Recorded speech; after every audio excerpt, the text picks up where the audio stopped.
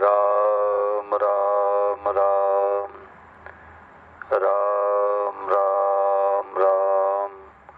सबको राम जी राम राम जी राम। भगवते नमः भगवते नमः भगवते नमः। देखो, प्रातः काल की प्रार्थना सत्संग में जो आते हैं बहुत भाग्यशाली है। सुबह के समय में नींद आलस का त्याग करना साधक का प्रथम कर्तव्य है। प्रातः काल 4 बजे बिस्तर छोड़ देना चाहिए, तब तो साधक है, और नहीं तो सोता रहे, 8 बजे तक सोता रहे। आज महाराज जी ने क्या ख्याल कराया कि गोस्वामी तुलसीदास जी महाराज कहते हैं कि बिगड़ी जन्म अनेक की सुधरे अबहि आज, हो ही राम को नाम जब तुलसी तज को समाज। गोस्वामी महाराज कह रहे हैं कि अनेकानेक जन्मों की बिगड़ी बात आज सुधर जाए, आज भी अभी भी सुधर जाए। रात्रि 12 बजे तक आज कहलाता है, परंतु गोस्वामी महाराज कह रहे आज सुधर जाए, अभी सुधर जाए।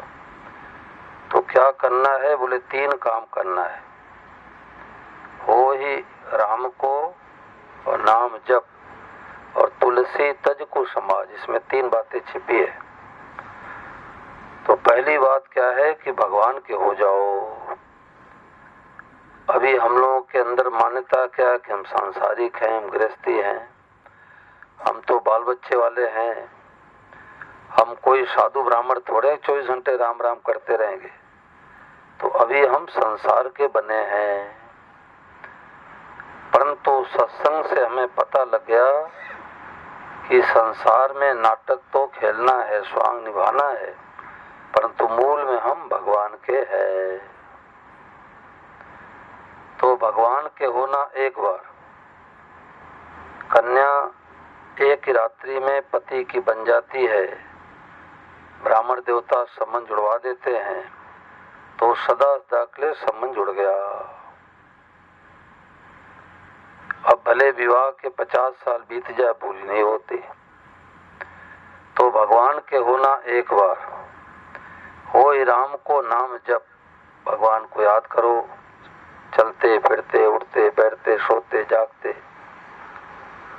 सीता राम राधे श्याम गिरधर गोपाल भगवते नमः ओम नमः शिवाय। जो भगवान का नाम प्यारा लगे, भगवान का नाम कोई छोटा नहीं होता। तो जो भगवान का नाम प्यारा लगे, निरंतर भगवान को याद करो। और तुलसी तज को समाज।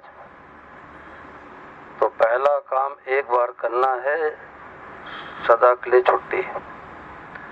दूसरा काम निरंतर करना है, तीसरा काम कभी नहीं करना है।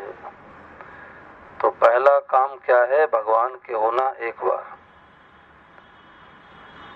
नाम जप निरंतर, और तुलसी तज को समाज। झूठ कपट बेईमानी ठगी धोखेबाजी कभी नहीं करना है। तो जैसे कन्या एक ही रात्रि में बहू बन जाती है, तो अपने को कुंवारी नहीं मानती। बोलो, इतनी माताएं बहनें बैठी है जिनका विवाह हो गया, कुंवारी मानती है? नहीं मानती। कुंवारी मानती है तो बहू नहीं मानती, बहू मानती है तो कुंवारी नहीं मानेगी। ऐसे सत्संग क्या है, कथा क्या है कि अभी तक हम मानते आए थे कि हम सांसारिक, हम गृहस्थी हैं। संतों ने दृष्टि करा दी, नहीं, हम भगवान के हैं। अब भगवान के होकर के अब झूठ कपट बेईमानी कैसे करेंगे भाई? तो हम जो भी काम करेंगे सब भगवान का भजन हो गया। आज महाराज ने कहा कि टट्टी पेशाब जाना भी भगवान का भजन। क्यों? भगवान की दी मशीन है, गाड़ी है, साफ सफाई करना भगवान का काम। 6 घंटे 8 घंटे नौकरी व्यापार करना भगवान का काम, और भगवान का काम भगवान का भजन हो गया। न घर छोड़ना है, न मकान छोड़ना है, न दुकान छोड़ना है, न नौकरी छोड़ना है, न पत्नी को छोड़ना है, न पति को छोड़ना है, कि केवल भीतर का भाव बदल दो तो आप आपका 24 घंटे भजन शुरू हो गया। अब दूसरे को दिखेगा कि ये बहन तो भोजन बना रही है, परंतु उसके अंदर ये भाव है कि मैं भगवान के लिए भोजन तैयार कर रही हूँ, भगवान का भजन हो गया। तो इस भजन की कितनी महिमा है कि जैसे हिमालय के गुफाओं में कोई साधु महात्मा 6 घंटे माला फेरे, राम राम राम करे, और आप लोग सदगृहस्थ हैं, खेती करे, नौकरी करे, माताएं बने रसोई बनावें, झाड़ू पोछा लगावें, बच्चों को तैयार करे, तो जैसे महात्मा जी का 6 घंटे माला फेरना दामी भजन हुआ, उतना का उतना गृहस्थी का 6 घंटे 8 घंटे काम करना भजन हो गया। अब भजन के प्रकार अलग अलग है। साधु महात्मा माला फेरते हैं और गृहस्थ में नौकरी व्यापार है। तो पहला काम एक बार करना है, दूसरा काम निरंतर करना है, तीसरा काम कभी नहीं करना है। देखो, जब तक एक उद्देश्य नहीं बनाते कि हमें भगवान की प्राप्ति ही करनी है, तब तक असली शांति मिलती नहीं। जैसे कि कोई आधी रात में सपना देखने लग जाए कि हमारी तरफ सिंह आ रहा है, हमारे को सिंह खा रहा है, और जोर जोर से चिल्लावे सपने में कि बचाओ बचाओ, हमें सिंह खा रहा है, और फौजी बंदूक लेके वहां पहुंच जाए, परंतु क्या उसके भय को दूर कर सकते हैं? बोलो जी, नहीं कर सकते। 2 नहीं 100 फौजी बंदूक लेके पहुंच जाए तो भी भय से दूर नहीं कर सकते, परंतु कोई उसको झकझोर के जगा दे तो भय दूर हो जाए। ओहो, ये तो सपना देख रहा था। ऐसे सत्संग क्या है, ये झकझोर के जगा देता है, झकझोर के जगा देता है कि संसार में किस लिए आए हो, किस लिए आए हो, क्या कर रहे हो, ये झकझोर के जगाता है। महाराज जी सुनाते कि पुराने जमाने की बात है, एक ब्राह्मण देवता ऊंट लेके जा रहे थे, तो गांव से बस्ती से निकल रहे थे, तो विवाह हो रहा था। तो अब ब्राह्मण ठहरे, उन्होंने सोचा चलो विवाह मंडप में बैठ जाता हूँ तो 4 आने 8 आने दक्षा मिल जाएगी। पुराने जमाने में 4 आना 8 आना बहुत महत्व था। तो उन्होंने क्या किया कि 400 रुपए की जो ऊंट था, 400 रुपए ऊंट को लेकर के पेड़ में बांध दिए और विवाह मंडप में बैठ गए। तो 4 आने की दक्षिणा सबको मिली, तो बड़े राजी हुए, चलो 4 आने की दक्षा मिल गई। और जब मंडप से बाहर निकले तो उन्होंने क्या देखा कि चोरों ने ऊंट को लेकर के चोरी करके चले गए। तो दक्षिणा तो मिली 4 आने की और 400 रुपए की ऊंट की चोरी हो गई। ऐसे हम जो इच्छा करते हैं कि इतना प्लाट हो जाए, इतना मकान हो जाए, इतना दुकान हो जाए, ऐसे बेटा हो जाए, ऐसे पोता हो जाए, ये तो मिलती है दक्षिणा 4 आने की। और 400 रुपए की ऊंट की चोरी क्या हो गई कि भगवान के प्राप्ति से वंचित रह गए। मनुष्य शरीर भगवान की प्राप्ति करने के लिए ही मिला है और इसका कोई उद्देश्य नहीं है। अब चाहे गृहस्थ में रह के कर लो, चाहे बाबा जी बन के कर लो, गृहस्थ बाधक नहीं है। हम गृहस्थी को अपना मान लेते, ये बाधक है। नौका भले सरोवर में रहे, नौका भले सरोवर में रहे, परंतु नदी में रहे, परंतु जल में रहे, परंतु जल नौका में नहीं आना चाहिए। तो कब नहीं आएगा कि जब अपने को हम भगवान का मानेंगे। तो एक लक्ष्य, एक उद्देश्य बनावे कि हमें तो इस जन्म में भगवान की प्राप्ति ही करनी है। अभी हम लोगों के हृदय में धारणा क्या बनी है, भगवान प्राप्ति भी करनी है। और जिन बेचारों को सत्संग नहीं मिला है वो सोचते बस रुपया कमा लिया, प्लाट बना लिया, मकान बना लिया, बेटा बेटी की शादी कर लिया, बस हमारा काम पूरा हो गया। तो आहार, भय, मैथुन, निद्रा तो पशु पक्षी भी करते हैं, और मनुष्य में आकर के इतना काम किया तो कौन सा बड़ा काम कर लिया। जैसे हम लोग बढ़िया हलवा खीर खा के राजी होते हैं, ऐसे पशु पक्षी अपना चारा खा के राजी होते हैं। जैसे हम लोग मरने से डरते हैं, ऐसे पशु पक्षी भी डरते हैं। जैसे पशु पक्षी बाल बच्चा पैदा करते हैं, ऐसे हम लोग बाल बच्चा पैदा करते हैं।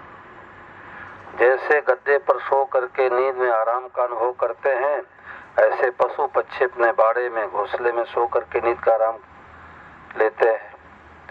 तो चार चीजें तो सबके अंदर है, परंतु जो पांचवा चीज विवेक है वो मनुष्य के अंदर है। रेलगाड़ी को अपने बस में कर ले, हवाई जहाज को अपने बस में कर ले, मोबाइल कंप्यूटर को अपने बस में कर ले, और इतने ने भगवान को अपने बस में कर ले। इतनी योग्यता भगवान ने हम लोगों के अंदर दी है, परंतु मनुष्य कितना नीचे चला जाता है कि दुखदायी परिस्थिति आने पर आत्महत्या भी कर लेता है। क्यों? सत्संग नहीं मिला। सत्संग नहीं मिला वही आत्महत्या करते हैं, और जिनके जीवन में सत्संग मिल गया उनके दुखों का भले पहाड़ आ जाए, आत्महत्या करने की मन में भी नहीं आएगी। तो अपने अहमता को बदलने का नाम सत्संग है कि हम भगवान के हैं। अब 7-8 दिनों से आप लोग यही बातें सुन रहे हैं। ये बातें बार बार क्यों बताई जाती है? क्योंकि ये बातें हृदय में बैठ जा। अब इसमें कोई बात पूछो भाई, माताओं बहनों कोई बात पूछो। 7 दिन 8 दिन जो सत्संग सुने हैं, किसी के मन में कोई बात पूछने की आई पूछ लो। ये बहनों में कोई बात पूछो भाई।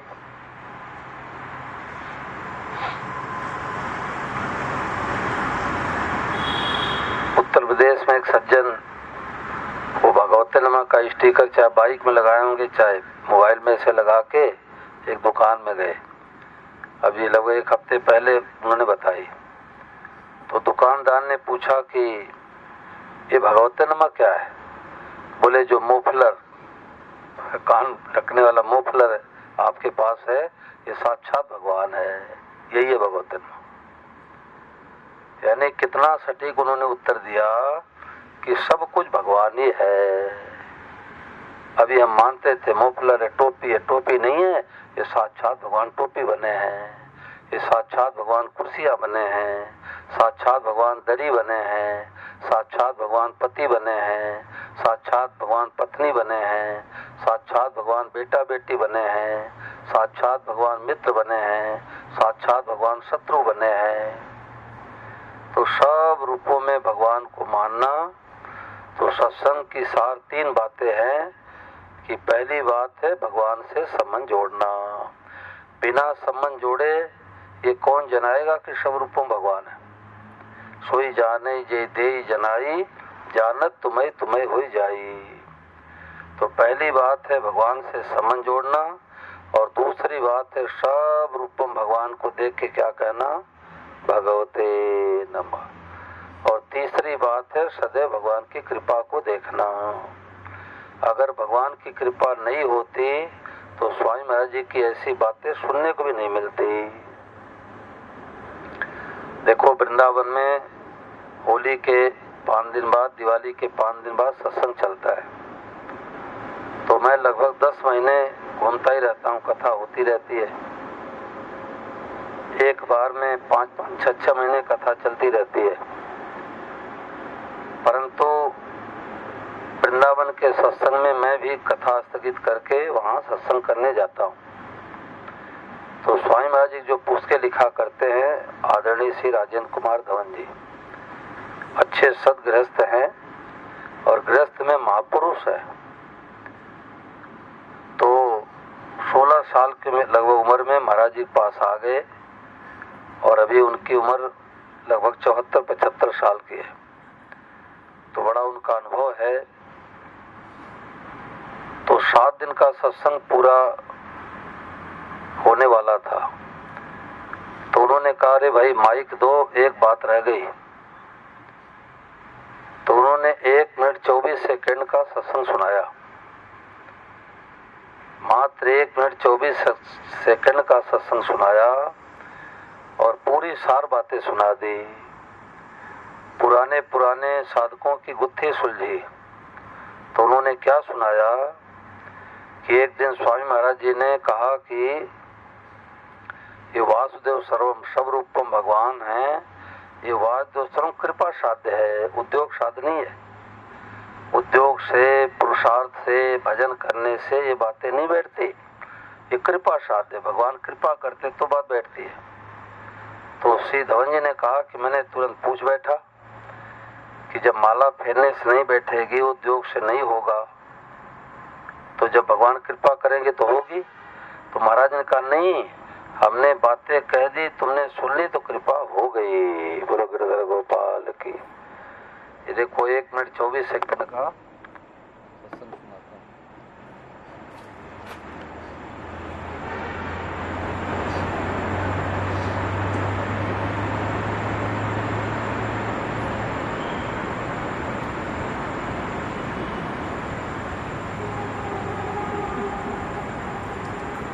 नारायण नारायण।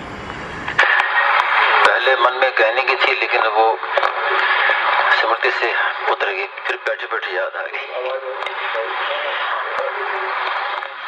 एक दिन महाराज जी सुबह वासुदेव सर्वम पर ही चर्चा कर समझा रहे थे, तो कई बातें बताई, समझाई, कई दृष्टांत देके, और बाद में महाराज जी ने कहा कि ये जो वासुदेव सर्वम है, ये उद्योग साध्य नहीं है, ये कृपा साध्य है।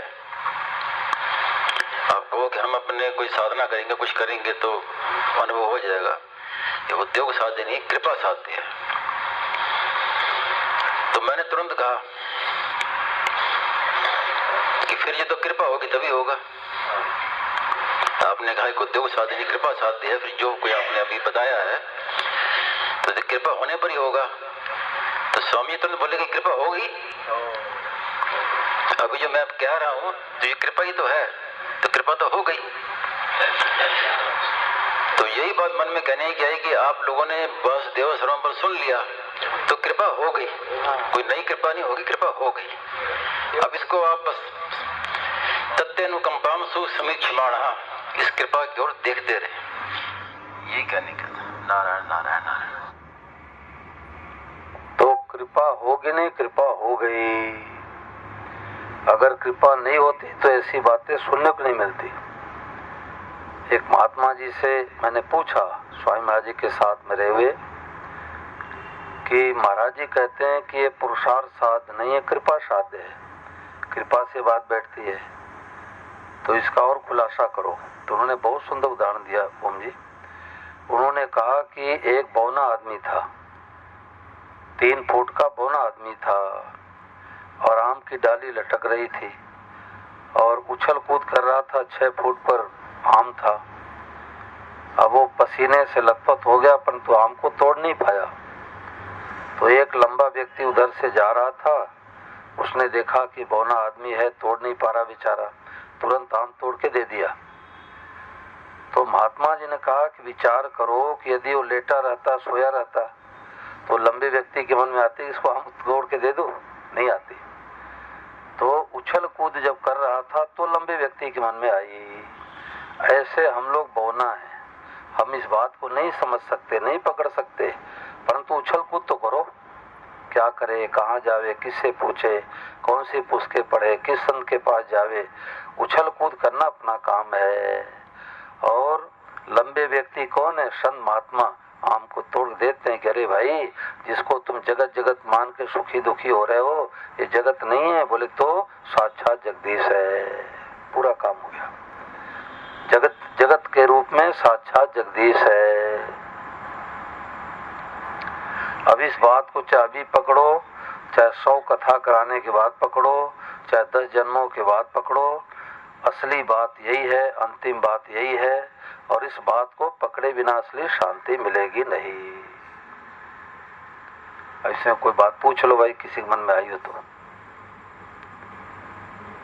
हाँ बताओ।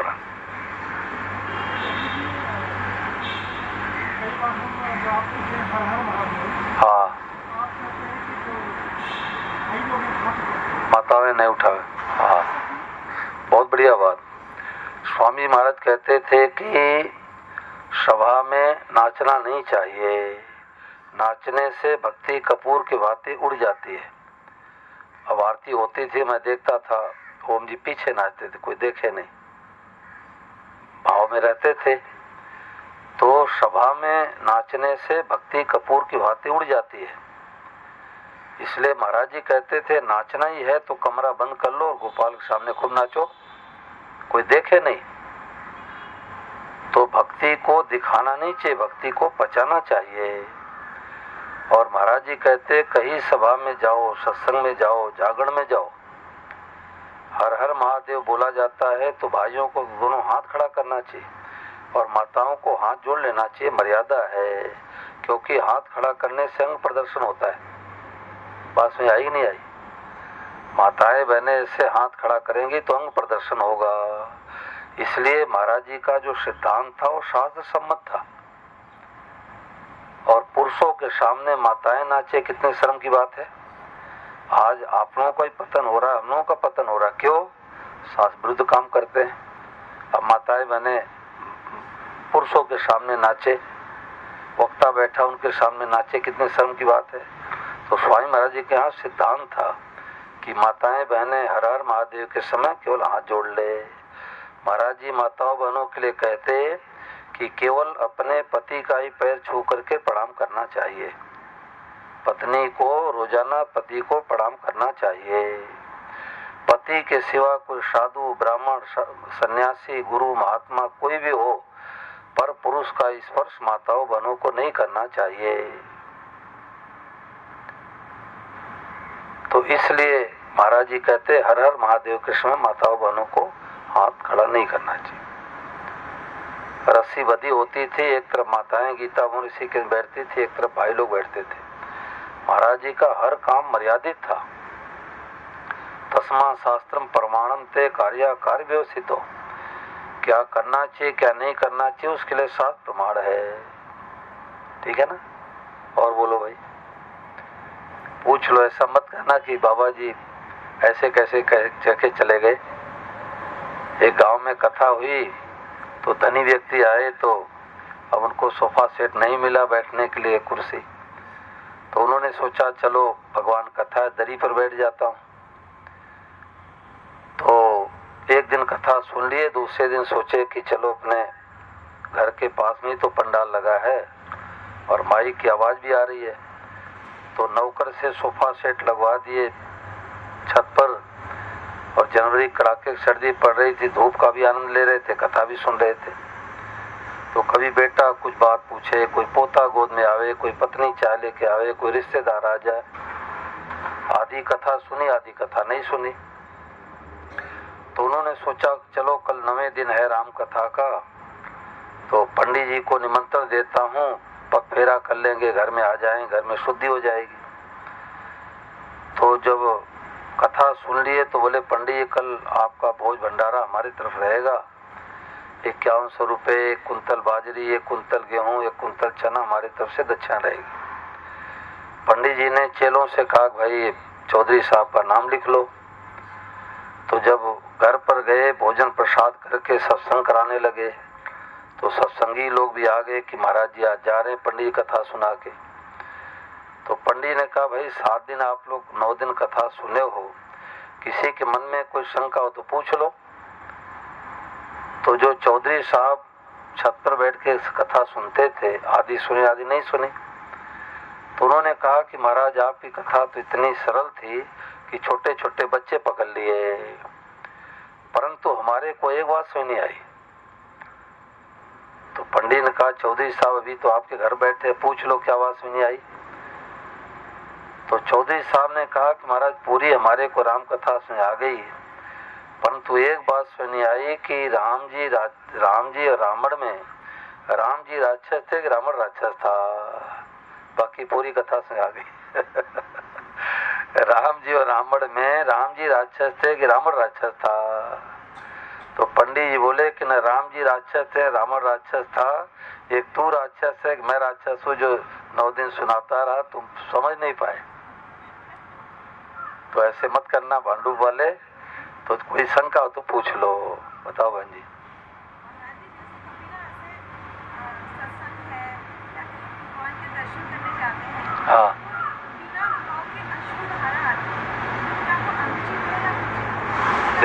भीतर भाव होता है इसलिए अश्रुपात होता है, आंख में आंसू आते हैं, रोंगटे खड़े हो जाते हैं।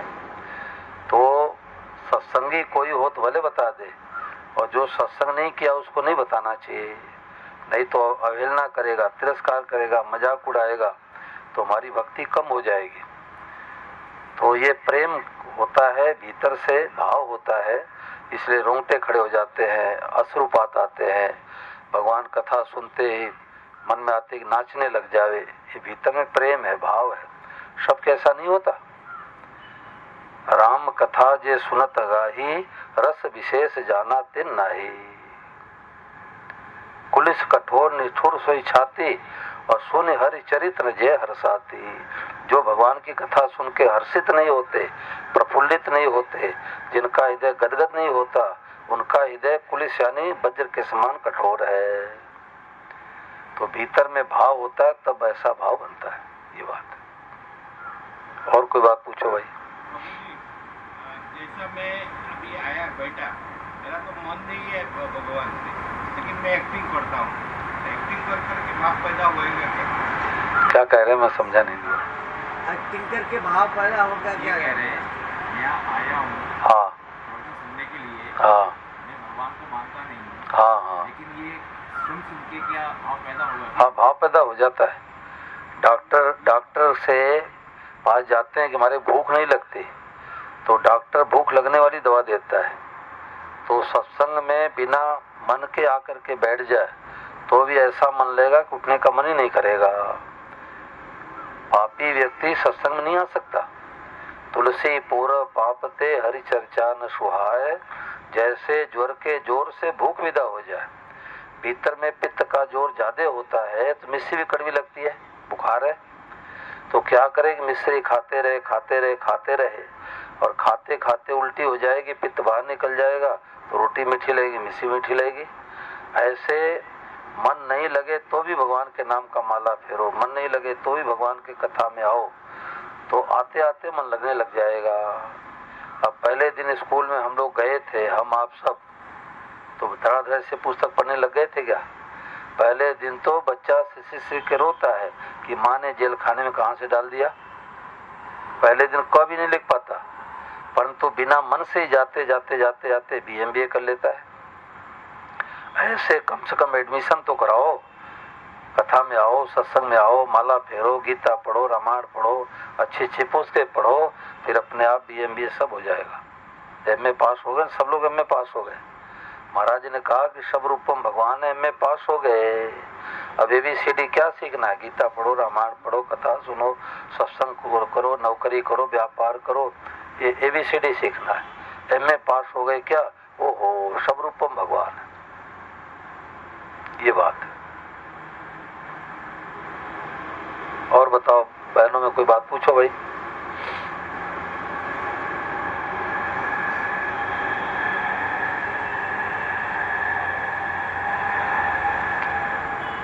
यहाँ बहुत अच्छा ये राधा कृष्ण जो मिशन बना हुआ है, बड़े सुचारू रूप से, बड़े अच्छे ढंग से कार्यक्रम कराते हैं। भगवान बड़ी कृपा है। और सच्ची बात बता दूं, हृदय की बात बता दूं कि मंदिर बना तो मैंने यही सोचा मुंबई वाले हैं पैसे इकट्ठा करेंगे, और हमारे सिद्धांत टूटता तो कभी आने का मन नहीं करता, कभी आने का मन ही नहीं करता। तो सिद्धांत तोड़ कथा नहीं करते। क्यों? हमें दक्षिणा का लोभ है नहीं। बात सच्ची सुना के जाएंगे, 24 कैरेट सोना की बात सुना के जाएंगे। और हमारे सिद्धांत का आप लोगों ने रक्षा किया तो मेरे मन में आती है कि चलो ठीक है, फिर कभी आना हो जाएगा। और अगर सिद्धांत टूटता तो मैं कभी नहीं आता। रुपए दे करके ऐसी बातें नहीं मिलती। रुपए दे करके, फीस लेकर के जो कथावाचक आते हैं, उनके हृदय से ऐसी बातें निकल नहीं सकती। ये महापुरुषों की बात है, ये स्वामी जी राम सुखदास महाराज की बात है।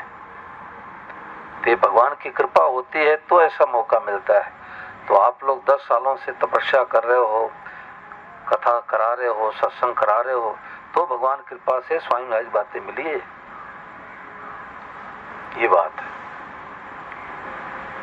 और कोई बात पूछो, नहीं तो कीर्तन करा लूं भाई, यही प्रभात फेरी कर लेते हैं। मैं अगर गुरु नहीं मिला तो देखो, हमारे अंदर भूख होगी, लगन होगी तो संत महात्मा आम पकड़ के तैयार हो जाता है, तो आम तोते के पास जाता है, तोता आम के पास जाता है, तोता आम के पास जाता है। ऐसे अपनी लगन बढ़ाओ, भूख बढ़ाओ, तो भगवान संत महात्माओं को भेज देते हैं। गुरु की कमी नहीं है, चेले की कमी है।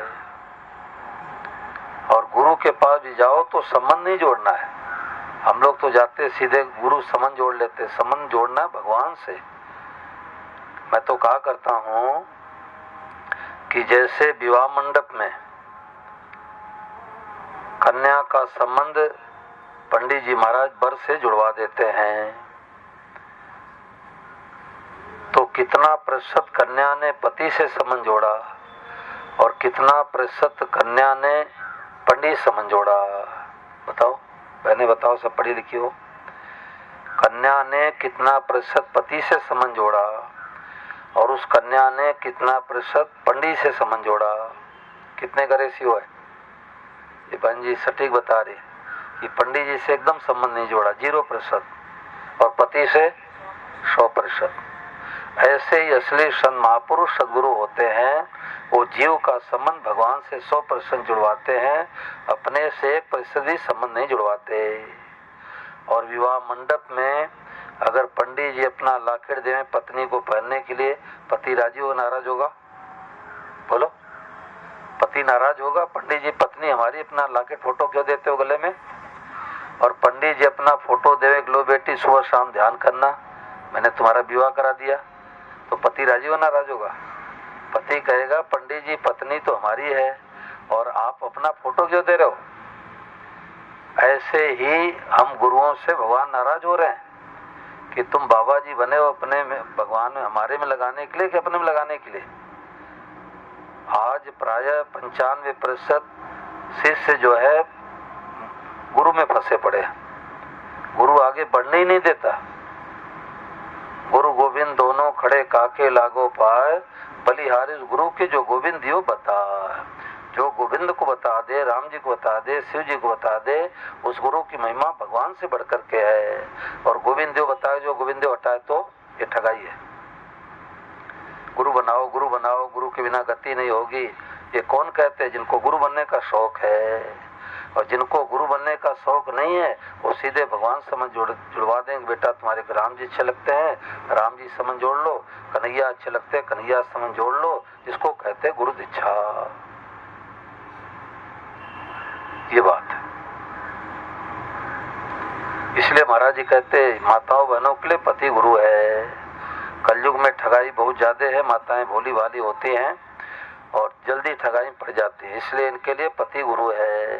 पति के सिवा कोई ब्राह्मण से, साधु से, सन्यासी से, गुरु से संबंध जोड़ने की बिल्कुल जरूरत नहीं है। छत्तीसगढ़ में कथा हो रही थी तो एक बूढ़े सज्जन बोले, 65 साल के लगभग बूढ़े सज्जन बोले कि महाराज जी हमारी पत्नी पंजाब में किसी महात्मा जी को गुरु बना ली है और उन्हीं का फोटो रखती है, उन्हीं की फोटो अगरबत्ती दिखाती है, उन्हीं की पुस्तकें पढ़ती है, गीता रामायण कुछ नहीं पढ़ती, और मेरे से कहती है कि आप हमारे पति हो, मैं आपको छोड़ सकती हो पर गुरु को नहीं छोड़ सकती। ये गुरुदीक्षा है। गुरुदीक्षा नकली गुरुदीक्षा है। पति को भले छोड़ देवे, गुरु को नहीं छोड़ूंगी। तो गुरु ने अपने संबंध जुड़वा दिया। तो महाराज जी ने कहा कि जो गुरु अपने संबंध जुड़वाता है भगवद्रोही है, भगवद्रोही। जैसे राजद्रोही होता है वैसे भगवद्रोही होता है। अब ये कड़ी बात है। अब सभा में बात कहें तो लोग नाराज होंगे क्योंकि असली बातें पकड़ नहीं पाते। ये तो चुने चुने साधक आए, उनके सामने बातें चल रही है। बाकी प्राइमरी का विद्यार्थी होगा, एमए की बात कैसे समझेगा? बोलो, इसमें कोई शंका हो तो पूछो। मीराबाई ने भले रैदास को गुरु बनाया, आती है बात, कहीं कहीं पीपा की बात आती है, पीपा ने परिचय देना, परंतु संबंध किससे जोड़ा? मेरे तो गिरधर गोपाल दूसरों न कोई। तो साधु महात्मा ब्राह्मण है, उनको रोटी खिला दो, कपड़े दे दो, साल चद्दर दे दो, किराया दे दो, इतना ही संबंध रखो। भगवान संबंध तो भगवान से ही जोड़ना है। अब छोटी बालिका से कल मैंने पूछा, ये कन्हैया क्या संबंध बनाया? बोले मेरा भाई है। छोटा है बड़ा? बोले छोटा। अब उसको अलग से कोई गुरु बनाने की जरूरत है क्या? गुरु बनाएगी तो अलग आफत हो जाए, गुरु जी एक लॉकेट दे देंगे, फोटो दे देंगे कि बस हमारे सिवा तू कहीं जाना मत, हमारी बात सुनना मत। तो गुरु से संबंध जोड़ने से दो घाटा लगेगा। एक नंबर घाटा ये लगेगा कि हमारे गांव में शहर में अच्छे भी संत आएंगे, उनका सुनने के लिए नहीं जाएंगे कि क्यों, जो भी हमारे गुरु महाराज हैं। और दूसरे नंबर घाटा ये लगेगा कि अभी हम कन्हैया, राम जी, शिव जी, गणेश जी को मानते हैं और गुरु जी भगवान से तो दूर कर देंगे और अपने फोटो में लगा देंगे। आज यही तो हो रहा है, यही दुर्दशा हो रही है। ये तो जो बच्चे हैं बहुत भाग्यशाली है। यही कारण था कि स्वामी राम सुखदास महाराज जीवन पर्यंत अपना फोटो नहीं खींचने दिए। उन्होंने कहा जो चोरी से हमारा फोटो लेगा वो घोनर को जाएगा। 1997 में 27 साल पहले महाराज जी अधेरी में कई बार आते थे, बम्बई में मैं आया हूँ, परंतु लोग जागरूक रहते। उस समय मोबाइल का प्रचलन नहीं था, तो कोई दूर से कैमरा से फोटो लेता तो हमारे साथी तुरंत जाते, कैमरा ले लेते, रील फाड़ देते, पैसे देते। तो स्वामी महाराज कहते भाई सभा में उठना बैठना कैसे हुआ? तो लोग कहते महाराज जी आपका किसी ने फोटो ले लिया। तो महाराज जी कहते जो चोरी से हमारा फोटो लेगा घुनर को जाएगा। आज कितने संत महात्मा गुरु हैं जो कहें कि नहीं हमारे लॉकेट मत पहनो, फोटो मत पहनो। आज तो चेला चिली बनाते पर से फोटो पकड़ा देंगे। बोलो पंडित जी ने फोटो पकड़ाया था क्या? पंडित जी ने संबंध जुड़वाया था। तो जैसे पंडित जी अग्नि साक्षी में वर वधू का संबंध जुड़वा देते हैं, इतना ही काम असली संत महात्मा करते हैं। बेटा आज से तुम भगवान के हो गए। भगवान के नाते पत्नी की सेवा करो, पति की सेवा करो, बेटे की सेवा करो, बेटी की सेवा करो, रिश्तेदार की सेवा करो, सेवा सबकी करो और संबंध भगवान से रखो। ये बात है। यहाँ पुस्तक आई है क्या गुरु बिना मुक्ति नहीं, 10 रुपए पुस्तक है, पढ़ो तो आंखें खुल जाए। महाराज ने कहा कि गुरु की महिमा बताते हैं तो चेला क्या करता है, भगवान को छोड़ के गुरु को ही पकड़ लेता है। ये बात है। तो भगवान से संबंध जोड़ो, सब रूपम भगवान को देख के भगवते नमः कहो और सदैव भगवान की कृपा अपने ऊपर मानो। सुख आवे तो भगवान कृपा, दुख आवे तो भगवान कृपा। स्वामी महाराज जी के कमरे में 3 बजे श्री धवन जी जाते थे। महाराज जी पुस्तक लिखवाते थे। एक दिन पहले वो 5-7 प्रश्न बना लेते थे। तो श्री धवन जी ने कहा जब महाराज जी कमरे में गया तो महाराज जी आंख बंद करके हंस रहे थे। तो चुपचाप जाके खड़े हो गए, पता नहीं महाराज जी किस भाव में है। तो जब महाराज ने आंखें खोली तो इन्होंने प्रणाम किया। तो बोले तू कैसे आया? बोले महाराज जी 3 बज गया तो मैं आ गया। तो स्वामी महाराज ने कहा कोई बात पूछ। तो उन्होंने पहला प्रश्न किया कि आज महाराज जी बहुत प्रसन्न है, आप हंस रहे हैं, क्या बात है? तो स्वामी महाराज ने कहा कि आज हमारे पेट में मड़ोर आ रहा है, पीड़ा हो रही है। तो पीड़ा के रूप में भगवान ही आए हैं। बोलो कन्हैया लाल की। अरे हम लोगों के पीड़ा होती है तो हाय मैया हाय बप्पा करते हैं, माँ बाप की याद आती है। और महापुरुष के पेट में पीड़ा हो रही है तो कह रहे हैं कि ये पीड़ा के रूप में भगवान ही आए हैं। एक जगह भिक्षा लेने के लिए गए तो माई लेटी थी। बोले मैया इस समय तो कैसे लेटी है? बोले महाराज बुखार है। तो महाराज ने कहा बुखार के रूप में भगवान आए हैं तो क्या करो?